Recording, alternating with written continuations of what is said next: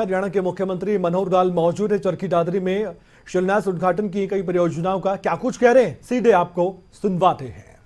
और आज सोमवीर सांगवान जी और साथ में सुखविंदर मांडे जी जो हमारे पूर्व विधायक बारडा से हैं, और फिर यहाँ हमारी भारतीय जनता पार्टी की प्रत्याशी रही श्रीमती बबीता फोगाट जो खेल का प्रतीक इस नाते से इस इलाके में अपना धाक जमाए हैं। जिले के प्रभारी श्री कमल यादव जी, हमारे बहुत ही वरिष्ठ कार्यकर्ता जो मंच का संचालन कर रहे हैं, जिनका संबंध मूल रूप से दादरी से ही है। हमारे धनखड़ जी भी दादरी से ही संबंध रखते हैं। संदीप जोशी जी, इनका भी बहुत बड़ा योगदान इस काम में रहा है।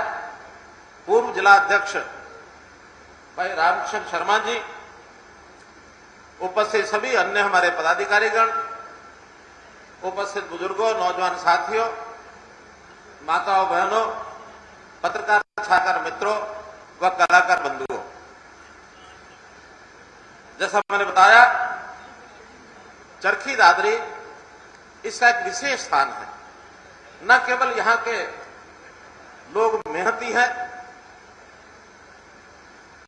प्रदेश के विकास में अपना योगदान किए हैं।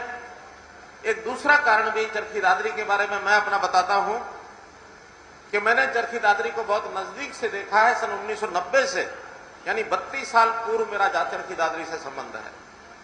मैं जब सामाजिक कार्यों में काम करता था तो लगातार चरखी दादरी आना जाना होता था, और उस समय पीड़ा थी कि चरखी दादरी पिछड़ा हुआ इलाका हरियाणा का है, लेकिन चूंकि उस समय राजनीतिक क्षेत्र के नाते से, सरकार के नाते से हमारा कोई ऐसा अधिकार हमारे पास नहीं था जिसके लिए हम चरखी दादरी का कुछ भला करने में अपना योगदान कर सकें, कोई विकास की योजनाओं में अपनी बात कह सकें।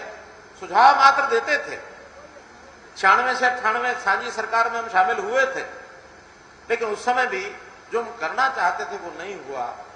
जब सरकार हमारी आई तो आपको ध्यान में है कि हमने सबसे पहले इस क्षेत्र को जिले के रूप में 2016 के अंदर ये घोषणा करके 22वां जिला ये हमने तुरंत बनाया था। यहां के लोगों की मांग भी थी, यहां की जरूरत भी थी, और उसी अनुसार जिला क्योंकि जब नया बनता है तो प्रारंभ में कोई योजना ना तो अधिकारियों के पास होती है, ना किसी नीचे काम करने वाले लोगों को पता होता है कि जिले के नाते क्या क्या करना होगा।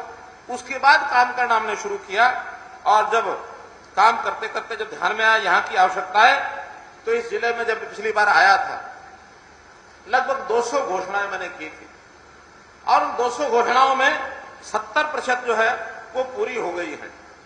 करोड़ों रुपए पिछली बार भी हमने बजट में दिए थे, 470 करोड़ रुपए स्वीकार किए गए थे, जिसमें 260 करोड़ रुपए का और काम जो है ये पूरा हो चुका है।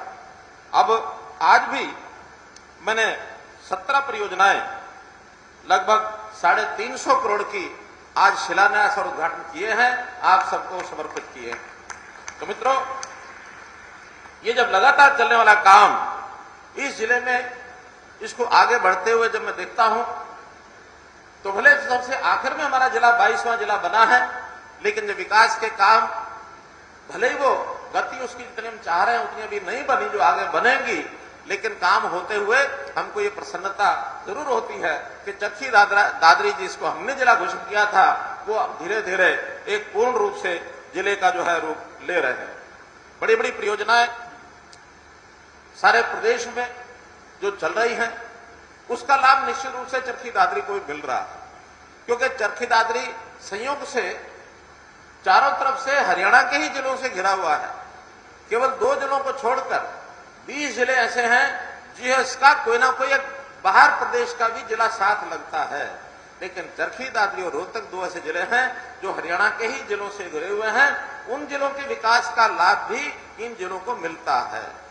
जैसे ये जो सड़क बन रही है 172D इस्माइलाबाद से शुरू हुई, और नांगल चौधरी जयपुर का नेशनल हाईवे उस तक ही जुड़ना था।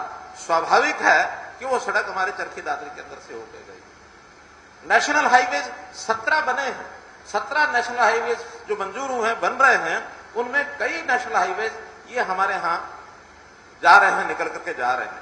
एक सड़क जो सोनीपत से और झज्जर होकर के, दादरी होकर के लोहारू जाती है, 334 बी, ये भी हमारे चरखी दादरी में से ही होके जा रही है। तो इस प्रकार से जब क्रिस क्रॉस होता है, जो सड़क यहां से और भिवानी होकर के जींद जाएगी, वो भी आखिर इसी रास्ते से होकर के हमारा भिवानी के साथ संपर्क जुड़ेगा। तो ये जिला सबसे पहले आसपास के सब जिलों के साथ सीधा नेशनल हाईवे के साथ अथवा 10 मीटर चौड़ी सड़कों के साथ जुड़ेगा। ये सबसे बड़ी एक प्रकार की इस जिले को सौगात होगी। हमने